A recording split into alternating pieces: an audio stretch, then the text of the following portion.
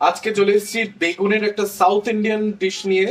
তো south Indian dish বাঙালিরা কিভাবে খেতে পারে, বাঙালি রান্নাঘরে কিভাবে সাউথ ইন্ডিয়ান ডিশ ঢুকে পড়বে, সেই কারণেই কিন্তু আজকে আমি এই রেসিপিটা নিয়ে এসেছি। এই রেসিপিটা শেষ পর্যন্ত দেখুন। কিছু মানে আমরা যারা বাঙালি তারা যেই যেই মশলাগুলো ইউজ করি সেই মশলাগুলোই আমরা ইউজ করে আজকে বেগুনের এই রেসিপিটা তৈরি করব। তো শুধু এর মধ্যে দু একটা মশলা এমন যেই মশলাগুলো বা যেই ইনগ্রেডিয়েন্টস গুলো আমরা বাঙালি রান্নাঘরে সেভাবে ইউজ করি না। তো আজকে রেসিপির নাম দেওয়া হয়েছে গুনি বেগুন।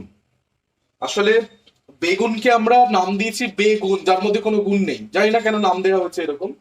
তো আজকে আমি নাম দিয়েছি গুনি। তার কারণ হচ্ছে এই বেগুনের রেসিপি খেতে খুব ভালো, তাই আমি নাম দিয়েছি গুনি বেগুন। আসলেই বেগুনের মধ্যে গুণ আছে। তো আমি দু বড় চামচের পরিমাণে এটা আমি তিল নিলাম। তিলটাকে আমি 2 চামচ পরিমাণে নিলাম আর হাফ চামচ দেব। এটাকে আমি ভেজে নেব। সাদা তেল ইউজ করব, তেল ছাড়া কড়াইয়ে ভেজে নেব। তো তিলটা একবার দেখিয়ে নিচ্ছি, হালকা ব্রাউন হয়েছে। এরপর আমাকে যেটা নিতে হবে, সম পরিমাণে বাদাম।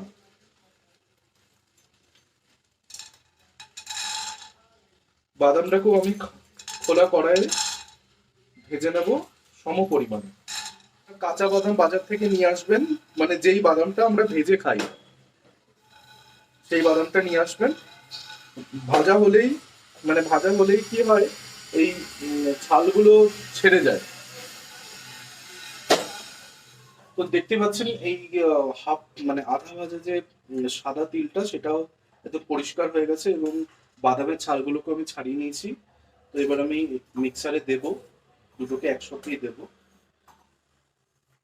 আর পাউডার বানাবার সময় যেই যেই জিনিসগুলো আমাকে ইউজ করতে হয় সেটা হচ্ছে আহ, আদা, জিরে আর কাঁচা লঙ্কার বাটা। আমি হাফ চামচ 1.5 চামচ দিলাম। তো এটা আমি ইউজ করব। পরিমাণ মতো নুন দেব, হাফ চামচ গরম মশলা গুঁড়ো। এর মধ্যে আমি দেব 1 চামচ ধনে গুঁড়ো, দেব 1 চামচ জিরে গুঁড়ো, হলুদ। তো এরপর এটাকে আমি পাউডার করে নেবো পুরো। তো পুরো পাউডার করলে চলবে না, একটু আধা ভাঙা একটু আধা মাখা রয়েছে। তার কারণ হচ্ছে আমি যেই রসুন আদা কাঁচা লঙ্কার পেস্টটা দিয়েছিলাম সেই কারণে একটুখানি মাখা মাখা হয়েছে। তো এটাকে আমাকে থালাতে ঢেলে নিতে হবে। তো এরকম দেখতেই পাচ্ছেন, পুরো গুঁড়ো নয় আবার পুরো মাখাও নয়, এরকম একটা অবস্থায় স্ট্রাকচারটা এরকম তৈরি হয়েছে। অন্যদিকে কড়াইটা আমার গরম হয়েই গিয়েছে। কড়াইয়ে আমি পরিমাণ মতন তেল দিয়ে নেব।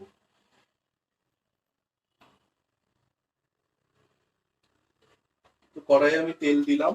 এরপরে এই যে বেগুনটা দেখছেন, এই বেগুনটার মধ্যে এই মশলাগুলো আমি ভরে দেব। বেগুনটাকে ফাঁকা করে এই মশলাগুলো আমি ভরে নেব।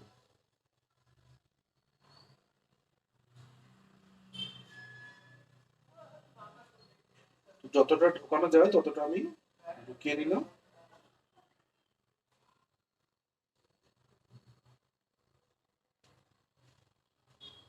এইভাবে প্রত্যেকটা বেগুন আমি এরকম ভাবে মশলাগুলোকে পুড়ে নেবো, ঠিক এইভাবে।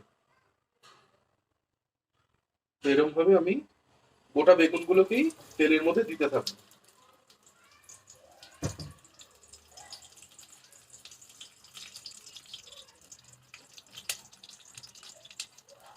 এইভাবে এক একটা বেগুনকে সব মশলা এইভাবে পুড়ে পুড়ে ভেতরে ভেতরে মশলা দিয়ে বেগুনগুলোকে ভাজবো একটু।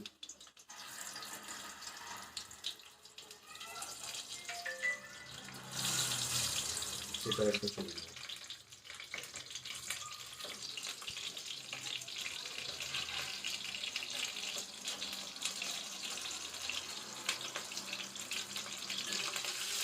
সাধারণত আমরা বাঙালিরা বেগুনকে এরকম ভাবে রান্না করে খাই না।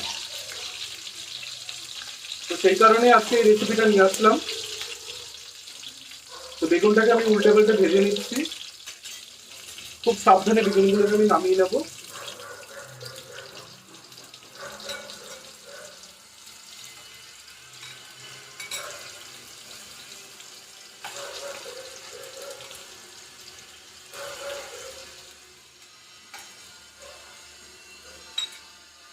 তো বেগুনটা এরকম ভাজা রয়েছে, আমি এই অবস্থায় নামিয়েছি।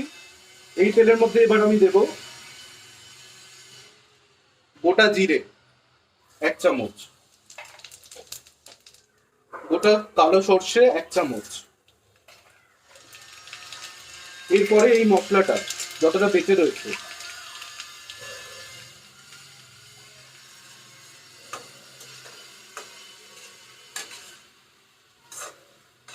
এক চামচ আদা রসুন আর কাঁচা লঙ্কার পেস্ট, 1/2 চামচ জিরে গুঁড়ো, 1/2 চামচ ধনে গুঁড়ো, পরিমাণ মতন হলুদ। এই সহযোগে আমাকে এই মশলাটাকে আরেকবার ভেজে নিতে হবে।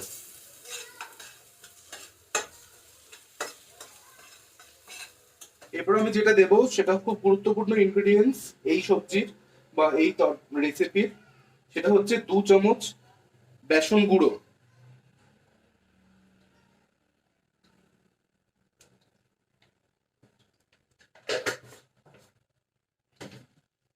আগুনটাকে একটু বাড়িয়ে নেব।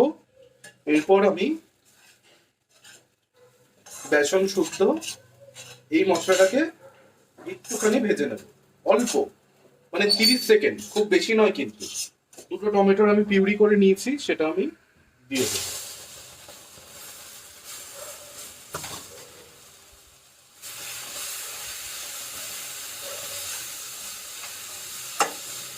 তো অল্প পরিমাণে আমি জল দিয়ে দেব।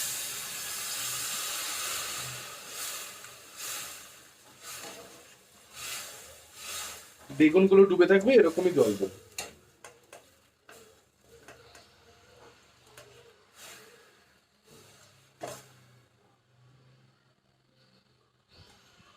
এবং তারপরে এই বেগুনগুলোকে আমি এক এক করে এর মধ্যে বসিয়ে দেবো।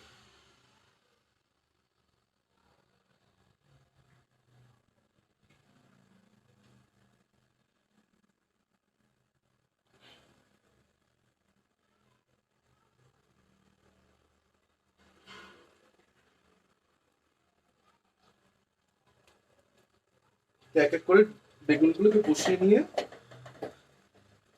15-16 মিনিটের মতন আমি এটাকে ফুটিয়ে নেব এবং সেটাকেও ঢাকা দিয়ে ফোটাতে হবে। হয়ে গিয়েছে, তো রেসিপি ডান। আমি মাঝখানে একবার বেগুনগুলোকে উল্টে পাল্টে দিয়েছিলাম, তো বেগুনগুলো হয়ে গিয়েছে।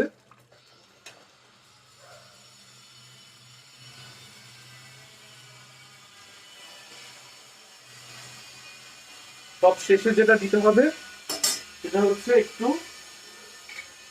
খুব অল্প পরিমাণে, খুব বেশি নয়, অল্প পরিমাণে গরম মশলা ওপরে দিয়ে নিলাম। তো এবার কাছ থেকে আমি দেখিয়ে নেব। তো বাঙালিদের জন্য তৈরি গুনি বেগুন রেসিপি একদম তৈরি হয়ে গিয়েছে। আপনারা এটা আপনাদের বাড়িতে রান্না করুন এবং আমাদেরকে অবশ্যই কমেন্ট করুন এবং সাবস্ক্রাইব করুন, লাইক করুন, ফলো করে দিন এবং আমাদের পাশে থাকুন।